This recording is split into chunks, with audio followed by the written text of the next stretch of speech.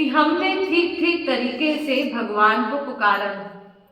क्योंकि दो ही बात हो सकती है कि जब हमने राधे राधे बोला, या तो भगवान बहरे हैं कि उन्हें सुनाई नहीं पड़ता, भाई हम इतनी देर से बुला रहे हैं और वो सुन नहीं रहे हमारी बात, और यहाँ हम ठीक ठीक तरीके से उन्हें बुला नहीं रहे। अब भगवान तो बहरे कहे नहीं जा सकते, क्योंकि सूरदास, तुलसीदास, धन्नाजार इत्यादि जो महापुरुष हुए सबकी सुनी भगवान और उनकी पुकार सुन करके ही आए। तो इसका मतलब है हमने ठीक ठीक तरीके से भगवान का नाम नहीं लिया, उनको पुकारा नहीं। और क्या कमी की है हमने? केवल एक ही कमी। अनंत जन्मों से हम यही कर रहे हैं कि हम भगवान का नाम तो ले रहे हैं पर हम मुख से बोल रहे हैं, यानी जो राधे राधे हम बोल रहे हैं, जिह्वा बोल रही है हमारी, मुख से बोल रहे हैं। जैसे हम कीर्तन करते हैं, अभी आपने कीर्तन किया, तो कीर्तन जब हम करते हैं तो कीर्तन तीन पर्सनैलिटी, तीन लोगों को सुनाया जा रहा है, तीन व्यक्ति हैं। एक है कि ये जो आप इतने सारे लोग आए यहाँ पर, इनको कीर्तन सुना रहे हैं। नंबर 2, कीर्तन हम अपने आप को सुना रहे हैं। और नंबर 3 है भगवान को, अपने प्रभु को सुना रहे हैं। तो आप क्या कहेंगे? कीर्तन किसको सुना रहे हैं? भगवान को सुना रहे हैं। और जिसको हम सुना रहे हैं उसको खड़ा ही नहीं किया। भाई जब हम आपको कुछ बात कह रहे हैं तो जब तक आप लोग यहाँ बैठे नहीं होंगे तो हम किससे बात करेंगे? दीवार से थोड़ी ना बात होगी। तो यानी आप लोग हैं सामने तभी तो बात हो रही, तभी हम कीर्तन कर रहे हैं। तो ऐसे ही जब भगवान को हमने अपनी आंखों के सामने खड़ा ही नहीं किया, हम स्वयं जाकर के बैठ गए, तो कीर्तन कौन सुन रहा है? और जब ठाकुर जी या हमारे इष्ट हमारी आंखों के सामने है ही नहीं, तो हम दिन रात राधे राधे बोलते रहे, कृष्ण कृष्ण बोलते रहे, हम बोलते रहेंगे मुख से, लेकिन हमें लाभ नहीं मिलेगा। क्योंकि ठाकुर जी को हमने अपनी आंखों से, मन की आंखों से खड़ा ही नहीं किया, और जब वो सामने ही नहीं है तो फल कैसे मिलेगा? यही कारण है कि अनादिकाल से हम बार बार हर जन्म यही करते हैं, कीर्तन तो करते हैं लेकिन मुख से गाते रहते हैं और भगवान को सामने अपने खड़ा नहीं करते हैं। और जब तक भगवान हमारी आंखों के सामने है ही नहीं, तो जब वो सुन ही नहीं रहे, उन्हें सुना ही नहीं रहे, तो वो हमें फल कैसे देंगे? कहाँ से देंगे? हम तो अपने आसपास जो इकट्ठा हुआ है उन्हीं की तरफ देख रहे हैं, और यहाँ से कीर्तन समाप्त होने का उन्हीं से बात करते हुए घर तक पहुंच रहे हैं, तो हमें लाभ कैसे मिलेगा? तो क्योंकि हमने इंद्रियों को भगवान में लगाया, मन से भगवान को पुकारा नहीं। क्योंकि भगवान के समान हमारा कोई हितैषी नहीं है। एक बड़ी सुंदर दृष्टांत है कि एक बार एक राजा शाम को निकला अपने राज्य का निरीक्षण करने के लिए कि राज्य की व्यवस्था कैसी है। तो जब वो जा रहा था सब और देखते देखते, तो उसने देखा कि एक व्यक्ति सड़क के किनारे मिट्टी पे फकीर की तरह बैठा और मिट्टी को हाथ में लेकर के बच्चों की तरह खेल रहा है।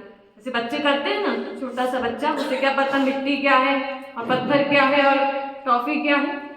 तो एक मिट्टी को उठा करके उसके साथ बच्चों की तरह खेल रहा है।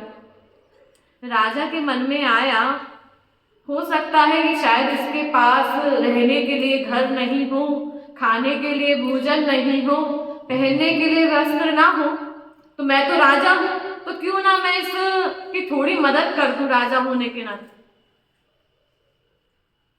लेकिन वो जानता नहीं था कि फकीर की अपनी एक मस्ती है। वो गया फकीर के पास और फकीर से बोला कि आप मेरे साथ चलिए मेरे महल में, वहां मैं आपको आराम से रहने की सब सुख सुविधा दूंगा। तो फकीर ने मुस्कुराते हुए कहा कि मैं चलूंगा तुम्हारे साथ, मेरी 4 शर्तें हैं। ध्यान दीजिएगा, फकीर ने कहा मैं चलता हूं लेकिन मेरी 4 शर्तें हैं, वो पूरी कर दो पहले, फिर मैं तुम्हारे साथ जाऊंगा। तो राजा ने कहा, कहो क्या शर्त है तुम्हारी?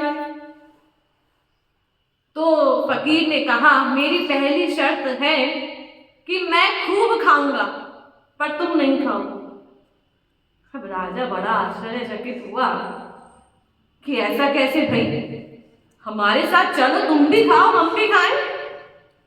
लेकिन ठीक है, सुन लेता हूं उसकी जो बाकी 3 शर्तें बची हैं कि क्या शर्तें हैं।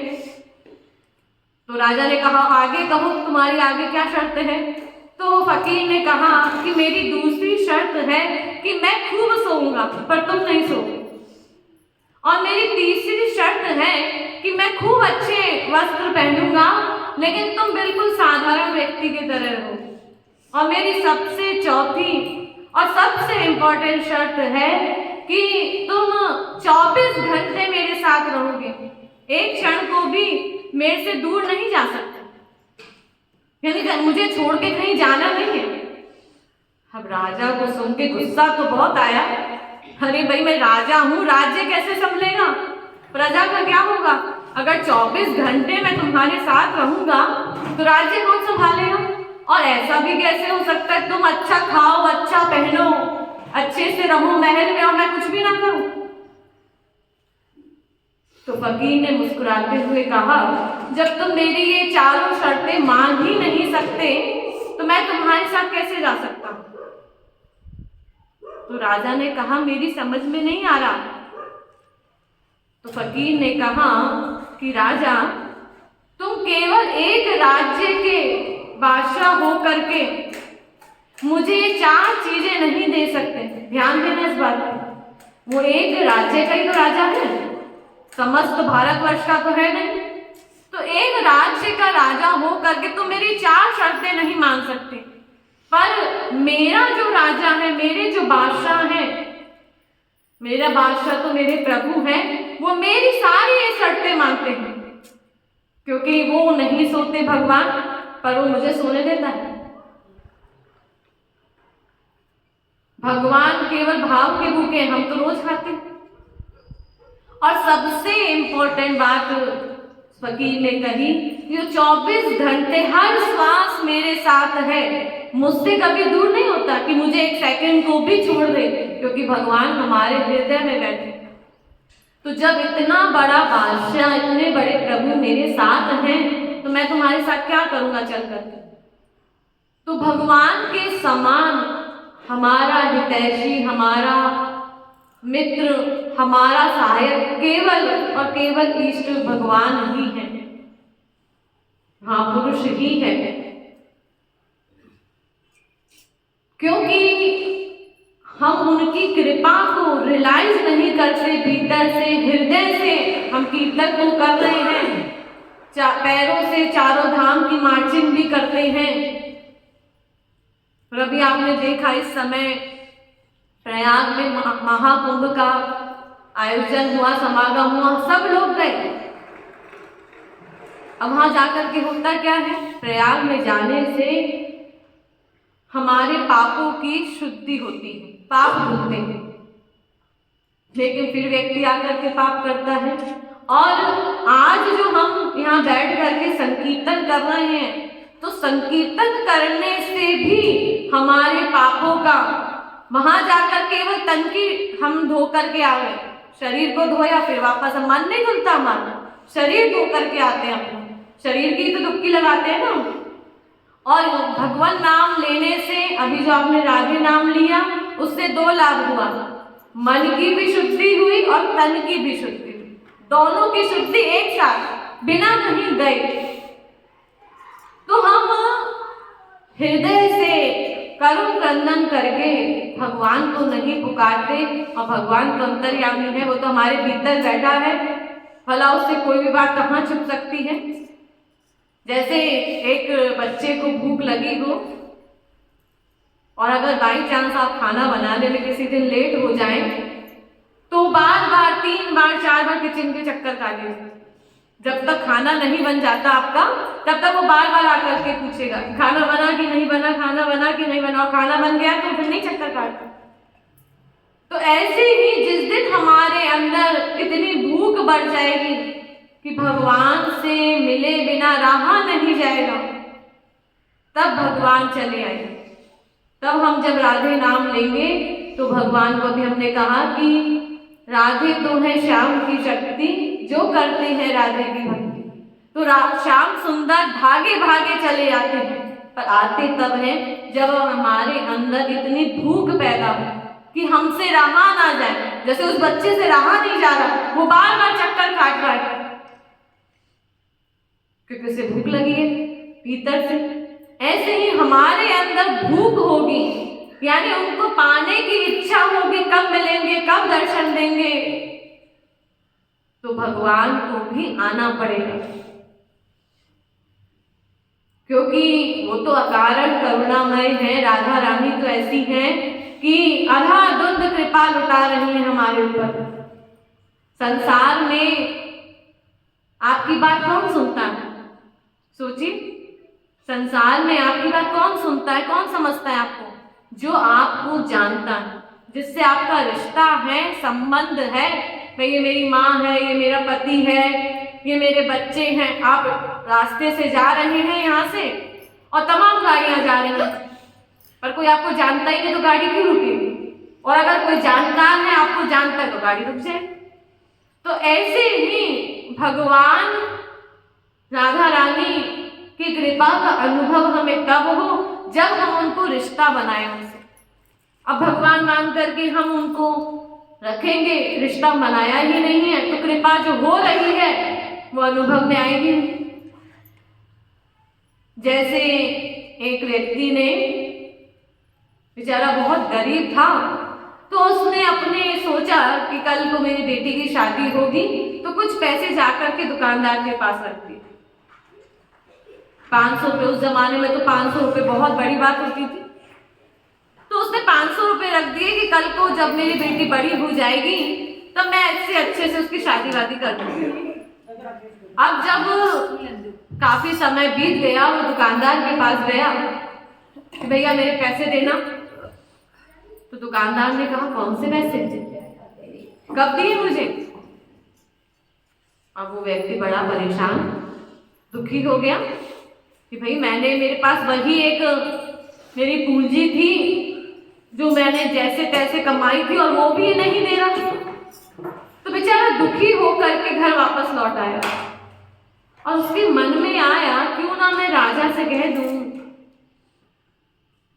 राजा को अपनी बात सुनाऊं, तो क्या पता राजा मेरी मदद कर दे, मुझे पैसा दिला दे, क्योंकि वो तो राजा है।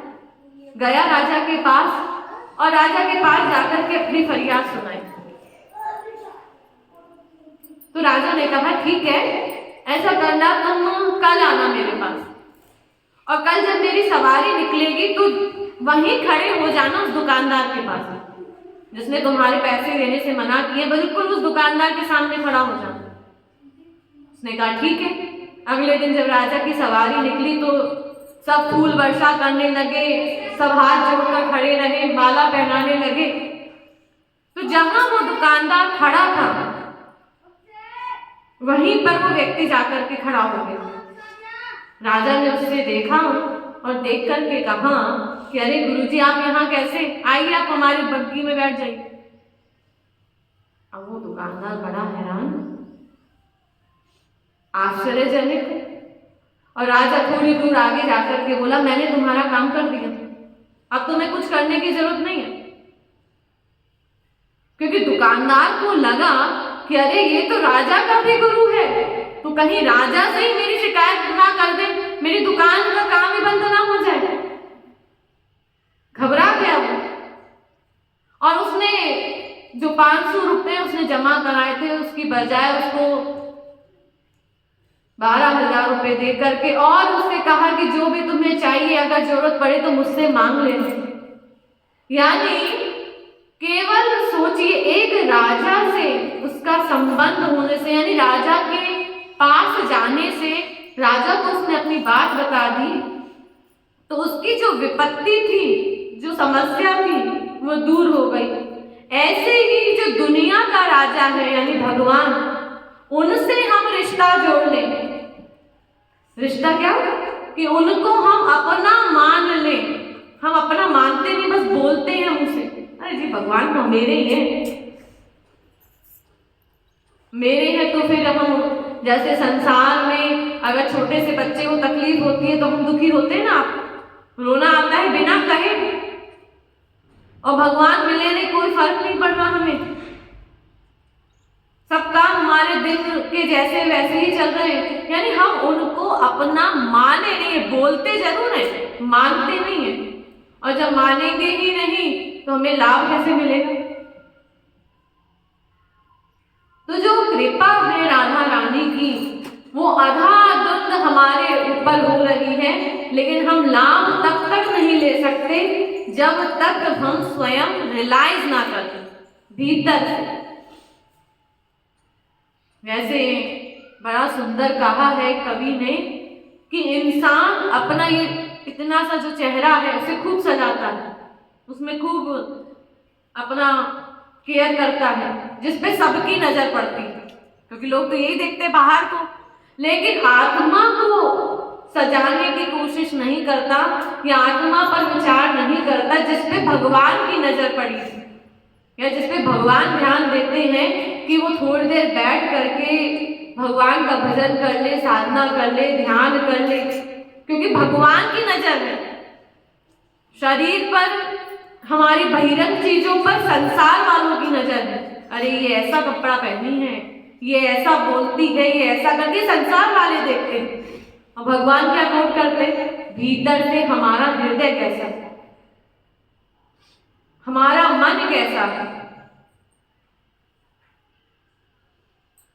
इसीलिए कहा हमारे श्री गुरुदेव ने बड़ा सुंदर कहा, कृपा काहि नाम दूजा गोविंद राधे भानुनंदिनी राधा वेद बता दे, राधा की बाट जो हो गोविंद राधे, होगी कृपा राधा श्याम से मिला दे। यानी कृपा जो है ये स्वयं राधा रानी है। जैसे अगर मूसलधार बारिश हो हमारे यहाँ, लेकिन बाल्टी आपने उल्टी रख दी है और पानी ऊपर से बरसता है, पानी कैसे अंदर जाएगा? क्योंकि आपने बाल्टी उल्टी रख दी है। तो ऐसे ही वो कृपा किए जा रही है, लेकिन हमारा जो पात्र है, जो बर्तन है, मन, वो गंदा है, हमने उसमें गंदगी भरी हुई है। थोड़ी देर हम कीर्तन में गए, भगवान की बात भी सुनी, महापुरुषों का लेक्चर भी सुन लिया, सत्संग भी सुन लिया, उनके यहाँ भी चले गए, फिर वापस संसार। यानी थोड़ी देर मन को भगवान में लगाया, फिर संसार में ले गए। तो ये ऐसी बात हुई जैसे हमने कपड़े पे साबुन लगाया, बहुत रगड़ रगड़ के हमने उसे धोया शुद्ध पानी से, अच्छे पानी से, और जब कपड़ा साफ हो गया तो फिर वापस गंदे पानी में डाल दिया। कपड़ा क्या होगा? गंदा होगा। और बार बार आप ऐसा करते रहोगे, बार बार फिर साफ करोगे, फिर साबुन लगाओगे, तो वो कपड़ा फट जाएगा, कमजोर पड़ जाएगा, होगा कि नहीं? तो ऐसे ही हमारा मन है, बार बार हम भगवान में लेके जाते हैं, फिर वापस संसार में ले आते हैं। थोड़ी देर कीर्तन किया, फिर संसार की चर्चा, वो ऐसा वो ऐसा। तो फिर हमारा मन जो थोड़ा सा शुद्ध हुआ भगवान को, क्योंकि अगर हमारी परसेंटेज ज्यादा हो तब तो हमारा नुकसान ना हो, लेकिन हमारी परसेंटेज तो कम है, थोड़ी देर हम भगवान का भजन कर पाते, कीर्तन कर पाते, और उसमें भी हम भगवान को मुश्किल से 5-10 मिनट खड़ा नहीं कर पाते। और जब वो सामने ही नहीं होंगे हमारे, तो हमें लाभ कैसे मिलेगा? क्योंकि वो एक सेकंड को हमारा साथ नहीं छोड़ते हैं। इसीलिए हमारे श्री महाराज जी ने कहा, गुरुदेव ने कहा, राधे राधे बोल श्याम भाजे चले आएंगे, एक बार आ गए तो कबू नहीं जाएंगे।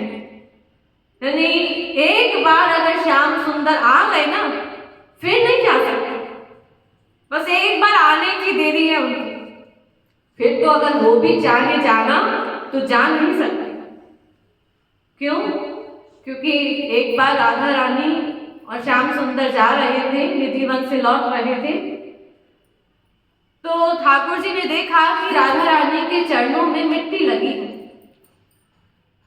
तो यमुना जी पड़ी और यमुना जी के पहुंचते पहुंचते ठाकुर जी ने राधा रानी से कहा कि हे राधे जी, जाओ जाकर के अपने चरण धो लो, तुम्हारे चरणों में मिट्टी लगी है तो उसे धो लो एक बार। तो राधा रानी ने कहा नहीं नहीं नहीं, मुझे नहीं धोना। तो बार बार ठाकुर जी कहते और राधा रानी मना कर देती। तो राधा रानी से ठाकुर जी ने पूछा कि भाई क्या बात है, क्यों नहीं धो रही तुम चरण? तो राधा रानी ने बड़ा सुंदर जवाब दिया कि जो एक बार मेरे चरणों से लग जाता है फिर मैं उसे अलग नहीं करती, चाहे वो ब्रज रज लगे, चाहे वो कोई भी लगे।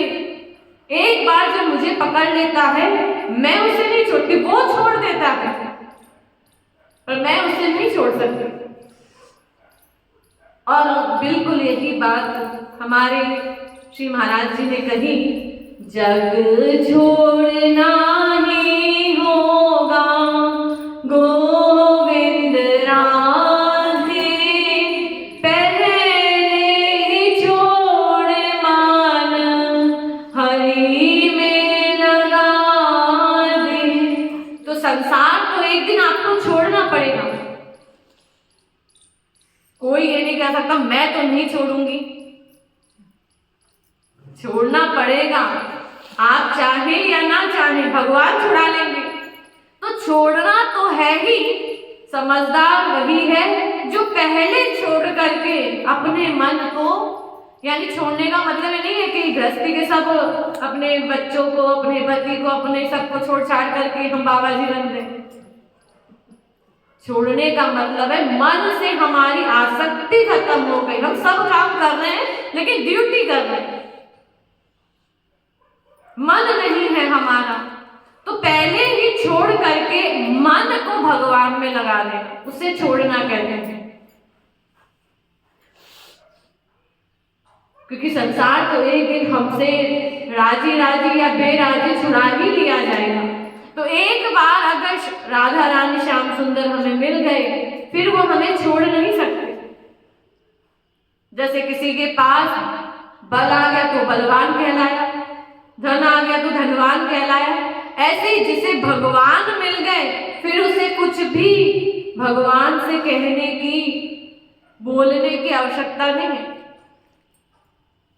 जब कालभूषण जी के सामने भगवान गए, राम गए, और भगवान राम ने कहा कालभूषण जी से कि मांग, तुझे क्या चाहिए? तो कालभूषण जी ने कहा कि मुझे कुछ नहीं चाहिए, मैं कुछ नहीं मांगता। कालभूषण जी मांगवर अति प्रसन्न मोहि जान, अविरल भक्ति विशुद्ध तब। मुझे तो आपकी केवल अविरल भक्ति चाहिए और कुछ नहीं चाहिए। यानी मेरा मन निरंतर आपके चरणों में लगा रहे, मैं निरंतर आपका चिंतन करता रहूं, आपका गुणगान करता रहूं, बस यही चाहिए। अरे कुछ भी बड़ी बड़ी चीज मांग ले, हम संसार में मांगते हैं ना।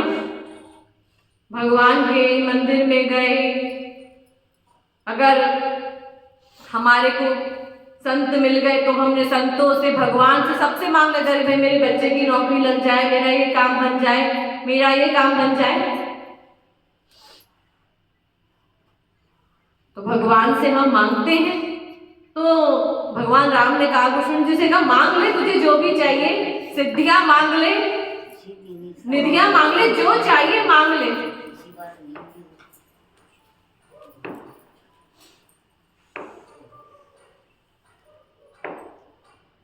लेकिन ध्यान दीजिएगा, जो जितना बड़ा ऊंचा भक्त होता है, साधक होता है, या भगवान से जो सच में प्रेम करता है,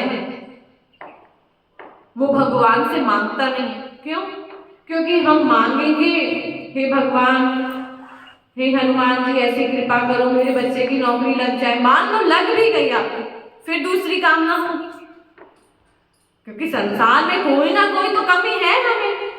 एक इच्छा पूरी हो भी गई तो दूसरी इच्छा आ जाएगी, इच्छाएं खत्म नहीं होंगी। और भगवान के आगे हम बार बार उनके द्वार पे जाएंगे और भिखारी बने रहेंगे, मांगते रहेंगे, और कभी हमारा मांगना बंद नहीं होगा।